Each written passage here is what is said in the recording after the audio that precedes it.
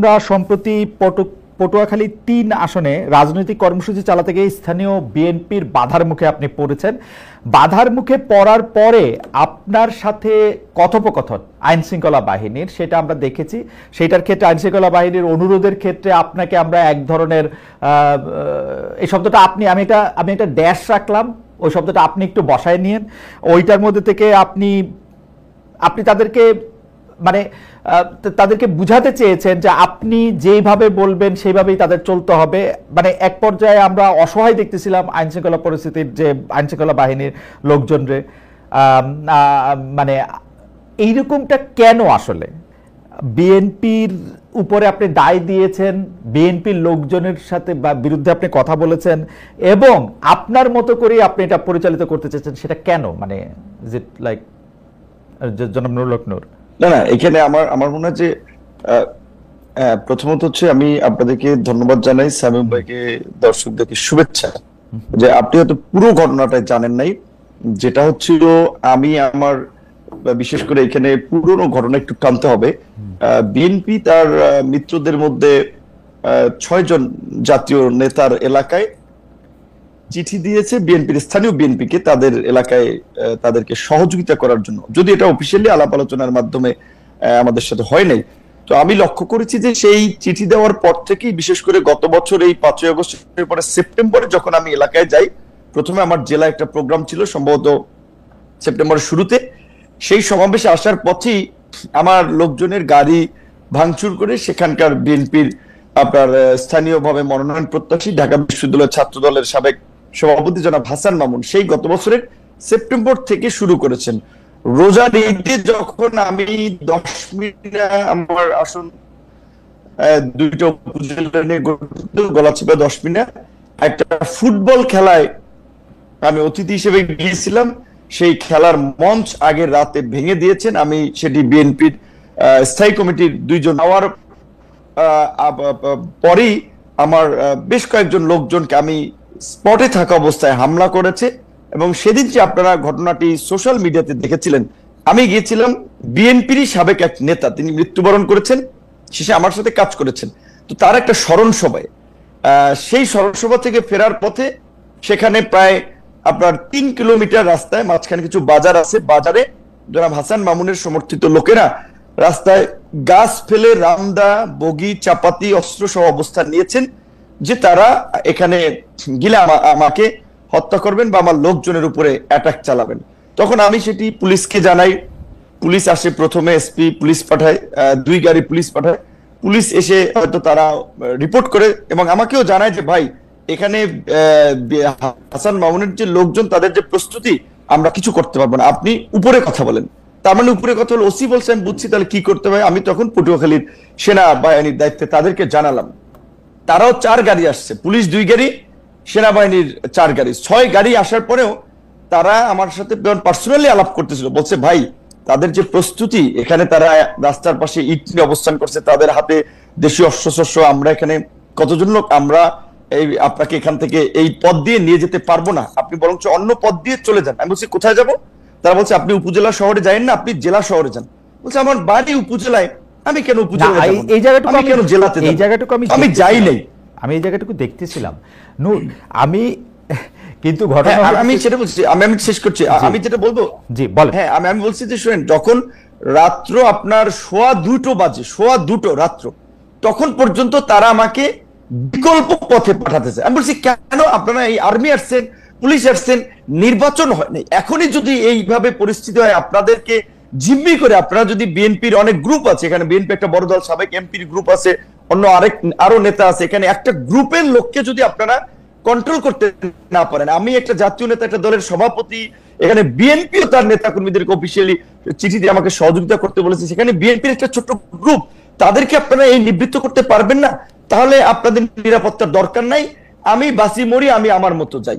যেই কারণে তখন আমি ওনাদের সাথে কথা বলে আমি আমার মতো রওনা দিয়েছিলাম। তো যাই হোক, মাঝপথে আবার আমাকে প্রশাসনের কর্মকর্তারা ফোন দিয়েছে, ভাই আপনি চাইেন না, আপনার নিরাপত্তা আগে, আপনার কিছু হয়ে গেলে সেটা আমি একটু ছোট করে বলি নূর। এইটা তো আপনি জাতীয় নেতা, আপনি একটা জায়গায় যাইতে চাইতেছেন, আপনি প্রশাসন এবং আইন শৃঙ্খলা বাহিনীর সাহায্য চাইছেন, প্রশাসন এবং আইন শৃঙ্খলা বাহিনীর সাহায্য ওরা এসে দেখছে যে অনেকগুলি এখানে লোক সমাগম আসে এবং তারা যদি আপনাকে সেখানে এসকর্ট করে নিয়ে যাইতে হইতো বা তারা আপনার সঙ্গে যাইতে হইতো, তাহলে হয়তো অনেক হানাহানি হতাহতের ঘটনা ঘটতে পারতো। সেইটা এড়ানোর জন্য তারা আপনাকে খুবই বিনীতভাবে অনুরোধ করছে যে আপনি ঘুরে এই রুটটা আপনি এই মুহূর্তে ব্যবহার করেন না।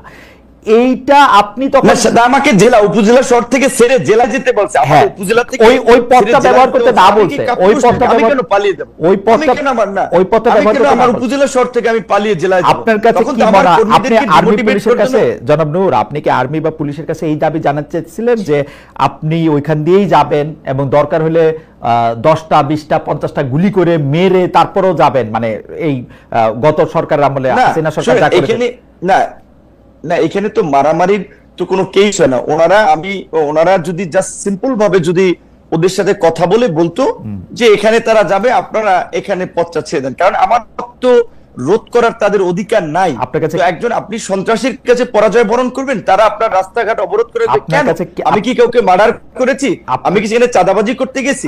আমি একটা রাজনৈতিক কর্মসূচিতে গেছি, সেখানে কেন তারা আমাকে অবরোধ করবে? এটাই তো তাদের অপরাধ। আপনার কাছে কি মনে হয়েছে তারা কেন কথা বলে তাদেরকে রাস্তা থেকে সরিয়ে দেন নাই? এখানে আমি যতদূর জানতে পেরেছি তারা বলেছে ডিসি সাহেবের অনুমতি নাই। যেটা আমি বলছিলাম, এখানে জনাব হাসান মামুন ছাত্র দলের নেতা ছিলেন, ডিসি হচ্ছে তার কর্মী ছিলেন বোধহয়, এবং জনাব হাসান মামুনের ওয়াইফ একজন ডিসি, তিনি বগুড়াতে বর্তমানে ডিসি আছেন। তো তাদের কলিগ, সেই সুবাদে ডিসি সাহেব, আমি এর আগেও গত ঈদের সময় আমি এটা এই কমিটির সাথে যারা কাজ করে তাদেরকে অভিযোগ করেছিলাম। আমি সার্কিট হাউসে ছিলাম, আমি একটু বলি, আমি সার্কিট হাউসে ছিলাম, আমার রুমের কথোপকথন গোপনে ভিডিও করে ডিসি হাসান মামুনের কাছে পাঠিয়েছি। ডিসি সাহেব অনুমতি না দেওয়ায় পুলিশ ওখান থেকে আমাকে, তারা উপজেলা শহর থেকে ছেড়ে আমাকে জেলা শহরে চলে যেতে বলছে, যে এলাকায় তখন একটা বার্তা ছড়াবে যে বিপিনুর পালিয়ে গিয়েছে বা হাসান মামুনের কর্মীরা তোপের মুখে এলাকায় থাকতে পারেনি। আমি এটা তো করতে পারি না, আমার একটা ব্যক্তিগত রাজনৈতিক অবস্থা আছে না। রাইট, এটা তো ভয়ঙ্কর অভিযোগ। মানে আপনি কি মনে করেন যে একজন মানে বর্তমানে যিনি চেয়ারে বসে আছেন, কর্মরত জেলা প্রশাসক, আপনাকে সার্কিট হাউসের রুমে আপনার অজান্তে ভিডিও করে সেটি আবার আরেকজন রাজনীতিবিদের কাছে দিয়েছেন, এই অভিযোগ আপনি করছেন, তো ভয়াবহ অভিযোগ। কিন্তু আমার প্রশ্ন হচ্ছে যে আপনি কি এখনো মনে করেন যে রেজওয়ানা, আপনি আসিফ নজরুল স্যার, উপদেষ্টা আসিফ নজরুল, রেজওয়ানা, সালেউদ্দিন সাহেব, 3 উপদেষ্টা, জনপ্রশাসক মোখলেস সাহেবকে আমি গত ঈদে, ক্যাবিনেট সেক্রেটারিকে, সবাইকে আমি অবহিত করেছি বিষয়টি। এবং এই ডিসির মূলত আশকারাতি, তারা আমাকে এলাকায় একটা অপদস্থ করতে চেয়েছে, রাজনৈতিক ভাবে আমাকে পরাজিত করতে চেয়েছে, মানুষের কাছে ছোট করতে চেয়েছে, এবং এর সাথে এই ডিসির একটা ইনভলভমেন্ট আছে, যে কারণে তখন আমি প্রশাসনের আরো উপরে কথা বলেছি যে আমাকে যেন এইখান থেকে যাওয়ার একটা ব্যবস্থা করে দেয়। আমি কেন আমার উপজেলা শহর ছেড়ে আমি জেলা? আমি বুঝতে পারছি। তার মানে কি এই যে পাওয়ার গেমটা চলতেছে, আপনি কি মনে করেন যে হাসান মামুন সাহেব যার বিরুদ্ধে আপনি অভিযোগ করছেন, উনি কি বিএনপির হয়ে পাওয়ার প্র্যাকটিস করছেন, নাকি উনার নিজস্ব যোগাযোগের মাধ্যমে, উনার স্ত্রীর কথা বললেন, অন্য যোগাযোগের কথা বললেন, এটা কি বিএনপির কে আপনি একিউজ করছেন? এখন যেহেতু ধরেন, এটা আপনি জানেন, বিএনপি আওয়ামী লীগের মতো দলগুলোতে পদে থাকলে নেতার পিছে মৌমাছির চাকের মতো লোক থাকে, পদে না থাকলে 5 জন লোক তার পিছনে হাঁটে না। তো তিনি কেন্দ্রীয় নির্বাহী কমিটির সদস্য, সেই সুবাদে তিনি মনোনয়ন চান, এলাকায় একটা গ্রুপ তার পক্ষে আছে, তো স্বাভাবিকভাবে তিনি তার রাজনৈতিক পদবি ব্যবহার করি। এবং আমি আপনাকে এইটুকু বলি, এই ঘটনা ঘটবে এটা আমি যখন জানতে পারি, আমি দুপুরবেলা, আমি আপনার এখানে নাম না বললাম, বিএনপির একজন স্থায়ী কমিটির সদস্যকে জানিয়েছিলাম যে এলাকায় এই পরিস্থিতি ঘটবে এবং হতাহতের পরিস্থিতি ঘটতে পারে, কাজেই আপনারা তাকে থামান, আমি আমার এলাকায় প্রোগ্রাম করতে পারবো না। আওয়ামী লীগ আমলেও তো আমাকে এইভাবে বাধা দেয়নি। এমনকি ওই দিন সন্ধ্যায় চরবিশ্বাস, আমার নিজের ইউনিয়ন, সেখানে বাজারের পাশাপাশি 2টো মিটিং হচ্ছিল, বিএনপির একটা মিটিং, আমাদের দলের একটা মিটিং, সেখানে চেয়ার সরাসরি হয়েছে, হাতাহাতি হয়েছে। সেইটি একটা মিথ্যা বিভ্রান্তি ছড়িয়েছে যে বিএনপির অফিসে গণ অধিকার পরিষদের লোকেরা ভাঙচুর করেছে। এই অভিযোগ তুলে গলাচিপা 10 মিনিট 2 উপজেলায় আমার 17টি অফিস ভাঙচুর করেছে, রামদা দিয়ে কুপিয়েছে, ব্যানার, ফেস্টুন, পোস্টার গুলো ছেড়েছে। আমি বিএনপির শীর্ষ নেতাদেরকে বলেছি আপনারা একটা নিরপেক্ষ তদন্ত করুন, কিন্তু দুঃখজনক এই গত কয়েকদিনেও এখন পর্যন্ত একটা তদন্ত আমি দেখি নাই। আপনার কাছে কি কিঞ্চিত মনে হয়, জন্মুল নূর, আপনার কাছে কি কিঞ্চিত মনে হয় যে আপনার প্রতি যে বিএনপির ভালোবাসা সেটা একটু কমেছে? হ্যাঁ, হতে পারে, কারণ ধরেন বিএনপি আওয়ামী লীগের মতো বড় দলগুলোতে আওয়ামী লীগের সময় দেখেছেন না, একদিকে নৌকা একজনকে দিয়েছে, আবার স্বতন্ত্র আরেকজনকে দামি ক্যান্ডিডেট দাঁড় করিয়ে দিয়েছে যে তুমি যদি জয়লাভ করে আসতে পারো তাহলে ঘরের ছেলে আমরা ওয়েলকাম। এখন একদিকে হ্যাঁ রাজনৈতিক মিত্রতার জায়গা থেকে হয়তো বিএনপি আমাকে এই আসনে তারা সহযোগিতা করার কথা বলেছে, আবার দিকে তাদের দলীয় ক্যান্ডিডেটও মাঠে নামিয়ে আমাকে একটা বেইজ্জতি করার জন্য, লাঞ্ছিত করার জন্য বা হামলা মামলা করার একটা পরিবেশ তৈরি করেছে। এবং আমি যতদূর জানি এটা একটা লোকাল এখানে বড় ধরনের একটা গ্রুপ এবং কেন্দ্রীয় কেউ তাকে সাপোর্ট দিচ্ছে। তো এবং এটা বিএনপির আমি এইটুকু বলবো টপ লিডার থেকে শুরু করে সবাই জানে। তো গত বছরের সেপ্টেম্বর থেকে এই পরিস্থিতি চলছে, সেহেতু তারা তো কোনো পদক্ষেপ নেয় নাই, তাহলে তো অবশ্যই এটা বোঝাচ্ছে যে বিএনপির কোনো অংশের সিগন্যাল ওইদিকে আছে, এটা তো বাস্তব। এটা এই পর্যায়ে এইটা আমাদের শেষ মন্তব্য। আমাদের কয়েকজন দর্শক এরকম মন্তব্য করছেন যে আপনি কখনো অন্তর্বর্তী সরকারের প্রশংসা করছেন, কখনো কঠোর সমালোচনা করেছেন, বিএনপির বিরুদ্ধেও আপনার অবস্থান এক এক সময় এক এক রকম হচ্ছে। সেটা কি আপনার রাজনৈতিক সুবিধাটাই এখানে আপনি প্রধান বিবেচনায় নিতেছেন? কেউ আপনাকে সাবেক প্রেসিডেন্ট HM এরশাদের সাথেও তুলনা করছেন যে উনি যেমন একটা পার্টির নেতা হিসেবে রাজনৈতিক সুবিধা নেওয়ার জন্য তার অবস্থান পরিবর্তন করতেন, আপনার মধ্যেও কি সেটা দেখা যাচ্ছে কিনা একটু যদি মন্তব্য করতেন। অবশ্যই রাজনীতিতে প্রত্যেক রাজনৈতিক দল দেশ জাতির জন্য যেমন কাজ করতে চায়, নিজের পলিটিক্যাল পার্টির স্বার্থটাও দেখবে অবশ্যই, কারণ সে যদি পজিশনে না থাকে তাহলে সে কিভাবে কাজ করবে। তো অবশ্যই রাজনৈতিকভাবে আমরা আমাদের দলীয় আমরা একটা অবস্থান আমরা দেখবো যে এইখানে একটা জোটে গেলে আমাদের একটা ভিন্ন অবস্থানে থাকলে আমাদের রাজনৈতিক অবস্থান ঠিক হয়, আমরা মাসের জন্য কি করতে পারছি। আমরা শুরুর দিকে এই সরকারকে বলছিলাম যে এই সরকার 2 বছরের জন্য একটা জাতীয় সরকার করেন, 2 বছরের জন্য তারা করে নাই, যেই কারণে আমরা পরবর্তীতে সরকারকে সেই 2 বছরের জন্য সাপোর্ট দেই নাই। আমরা বলেছিলাম যে আপনার নির্বাচনের প্রশ্নে জাতীয় ঐক্যমত্যের ভিত্তিতে একটা নির্বাচনী রোড ম্যাপ দেন, অনেকদিন ধরে সেটা দেয় নাই, যে কারণে বিএনপির সাথে যেহেতু আমরা যুগপৎ আন্দোলন করেছি এবং আপনারা দেখেছেন আমার রাজপথের গত 7-8 বছরের ভূমিকা অনেক প্রবীণ রাজনীতিবিদদের 70 বছরেও এই দেশে ছিল না, এইটুকু আমরা চ্যালেঞ্জ দিয়ে বলতে পারবো। সেইখানে আমরা বিএনপির সাথে যেহেতু ছিলাম, যুগপৎ আন্দোলন করেছিলাম, বিএনপির সাথে আলাপ আলোচনায় বিএনপি বলেছে দেশের বাস্তবতায় তারা ডিসেম্বরের মধ্যে নির্বাচন চায়। আমরা আমাদের দলীয় পজিশন ছেড়ে বিএনপির পজিশন নিয়ে আমরা ডিসেম্বরের নির্বাচনের জন্য সরকারের চাপ তৈরি করেছি।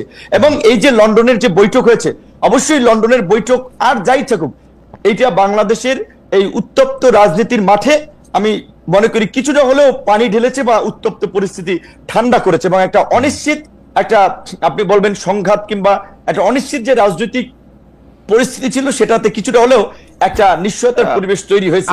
এবং বিএনপি একটা বড় রাজনৈতিক দল, তার প্রধান সেখানে তার সাথে ডক্টর ইউনূস সরকার প্রধান তার সাথে মিটিং হওয়ার ফলে আমি মনে করি দেশের স্থিতিশীলতা, রাজনৈতিক পরিবেশ এবং আগামী নির্বাচনের ক্ষেত্রে একটা ভালো ফলাফল পাওয়া যাবে। সেই ক্ষেত্রে